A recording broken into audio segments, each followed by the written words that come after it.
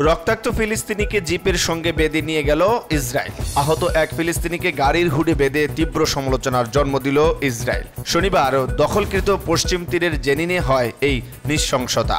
আহত ব্যক্তি মুজাহিদ আজমি পরিবার জানিয়েছে, ইসরায়েলি বাহিনীর হামলায় গুলিবিদ্ধ হন তিনি। অ্যাম্বুলেন্স ডাকা হলেও সেনারা তাকে তুলে নিয়ে যায়, সামরিক জিপের হুডে বেঁধে নিয়ে চলে যায়। সামাজিক যোগাযোগ মাধ্যমে ছড়িয়ে পড়ে এমন একটি ভিডিও, উঠে নিন্দার ঝড়।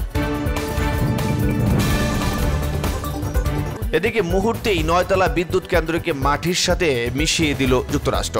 নিয়ন্ত্রিত বিস্ফোরকের মাধ্যমে ধ্বংস করা হলো যুক্তরাষ্ট্রের একটি পাওয়ার প্ল্যান্ট। সকালে গুড়িয়ে দেওয়া হয় মিশিগানের বন্ধ হওয়ায় যাওয়া বিদ্যুৎ কেন্দ্রটির একাংশ। মুহূর্তেই ধ্বংসস্তূপে পরিণত হয় 9 তলা ভবনটি। ইসরায়েলের হাইফা বন্দরে জাহাজে হামলা করলো হুতি। এবার ইসরায়েলের হাইফা বন্দরে নঙ্গর করা জাহাজে হামলার দাবি করলো হুতিরা। রোববার সকালে এক বিবৃতিতে গোষ্ঠীটির মুখপাত্র জানান, ইসলামিক রেজিস্ট্যান্স ইন ইরাকের সাথে যৌথ অভিযান চালিয়েছে তারা।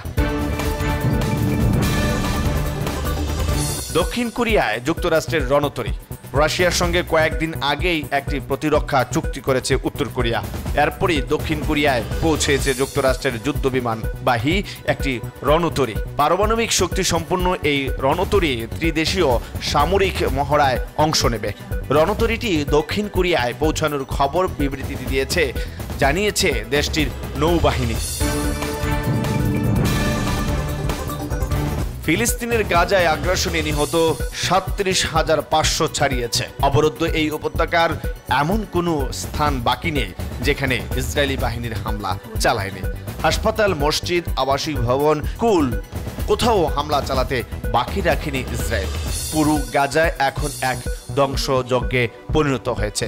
প্রায় 8 মাস ধরে চলা সংঘাতে কমপক্ষে 37,551 ফিলিস্তিনি নিহত হয়েছে।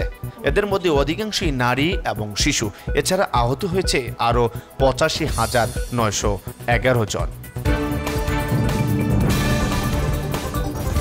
এদিকে চীনকে কড়া জবাব দেওয়ার হুঁশিয়ারি ফিলিপাইনের। কি ঘটেছিল? ফিলিপাইনের সাথে উত্তেজনার মধ্যেই দক্ষিণ চীন সাগরে সামরিক মহড়া শুরু করেছে বেইজিং। ম্যানিলার আচরণকে উস্কানিমূলক আখ্যা দিয়ে সমুদ্র সীমায় নজরদারি বাড়ানোর ঘোষণাও দিয়েছে। চীনের বিরুদ্ধে আগ্রাসনের অভিযোগ করেছে ফিলিপাইন। কড়া জবাব দেওয়ার হুঁশিয়ারও দিলে ম্যানিলা।